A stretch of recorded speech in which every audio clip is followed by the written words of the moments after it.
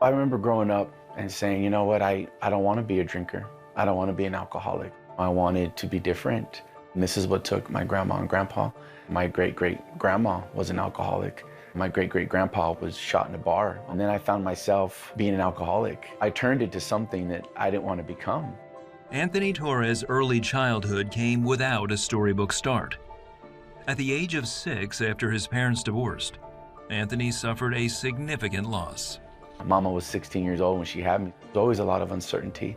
Being sad, grandma and grandpa had just died in a car accident, killed by a drunk driver, head on. Grandpa died instantly, grandma died pinned between the cars. My grandpa, to wake up one day and his red truck's not moving anymore, nobody's picking me up for school. For me at that time, it was a lot to process. Anthony moved to a new school a year later. His insecurities grew, as did his teenage drinking. During his senior year of high school, Anthony fathered a child. I was angry at God, angry at the world. I drank so much, just dealing with that pain, dealing with that insecurity, with the hate and the anger and the bitterness that I had. Almost like history was repeating itself. Not only was I a drinker, but now I was a teen dad. I couldn't even take care of myself. How could I take care of a child? Anthony turned to stronger addictions. I started drinking at the age of 14, and I started doing cocaine at the age of 17. It got to the point that when I would drink, I needed to use more cocaine, crystal meth. I tried pills. I even tried heroin a few times, smashing prescription pills and snorting them, just trying to get a bump in, trying to get a quick high in. He met Sasha at a bar. They began dating. They had a daughter, and 6 years later, a son. Although they remained unmarried, even the semblance of family couldn't change Anthony or his countenance. Like death, like evil, like there was, like I couldn't recognize him anymore. His addiction and his habits had taken over, and he wasn't the person that I knew. He became a stranger to us, and there was nothing that I could do to make him change. Anthony spent time with a motorcycle group while away from home. We were brothers. We were there for each other. The sense of belonging, to be loved. That was my excuse. The motorcycle culture, it's what we do, you know, ride around and drink and chasing the girls, and didn't even care about my consequences. Knowing that I was out there doing all that and my family was at home waiting for me. Sasha put up with this for almost 9 years of me back and forth. Oh, I'm gonna get help, I'll change. Nothing ever changed, it just got worse. Anthony's addictions consumed him. It started getting out of control. Sasha was at work, you know, I would get my kids and I would go get my drugs. I saw now that my addiction had become more important than my own family. Finally, Sasha moved out with the kids. Anthony overdosed twice before he agreed to go into rehab. However, he walked out after 11 days and began binging again. I knew that I had a problem. I just didn't want to admit it. I started feeling depressed, anxious, feeling suicidal.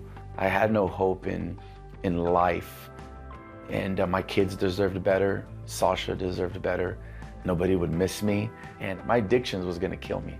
But I wanted to die an addict because I saw no way out. With his house in foreclosure, Anthony moved to Oklahoma to be near his aunt. He passed out one evening while at a party. I didn't even know where I was at. When you wake up in your own vomit, it changes things sometimes. I asked my aunt to come pick me up, and she said, I'm going to church, come with me. And I just said, nah, you know, I don't even like Christians. I don't even like church. I don't even know if I like God.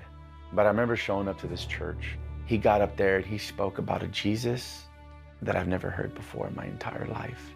He was talking about family, the past, being broken. He was reading my mail.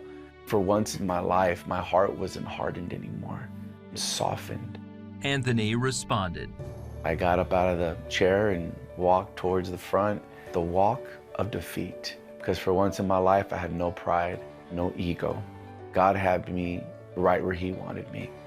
In a place of brokenness, I fully reached for him who can change my life, and that was Christ. It was that day that I got saved in that church. I began to believe every day he would make me well. Not wanting to drink anymore, not wanting to do drugs anymore, with hope that people have when they put their faith in Christ. Anthony's been clean and sober since 2010. Knowing that I'm worthy in his eyes when I feel unworthy, in my own eyes. He still loves me and wants to be a part of my life. That's the kind of God he is. Sasha and Anthony reconciled and got married. His love was evident. Before, you couldn't feel any warmth or anything from him, and it was the love of Christ in him. I could tell that he wasn't the same. Anthony's change led Sasha to commit her life to Christ. 6 years later, they moved back to Anthony's hometown of Alamogordo, New Mexico, to serve as lead pastors at Mountain View Church. I want to be real and transparent. My goal in life is to change the course for my family. I'm the first pastor in my family. I'm the first author in my family. And now, restored, loved, and have purpose. Going after the heart of a perfect God every single day.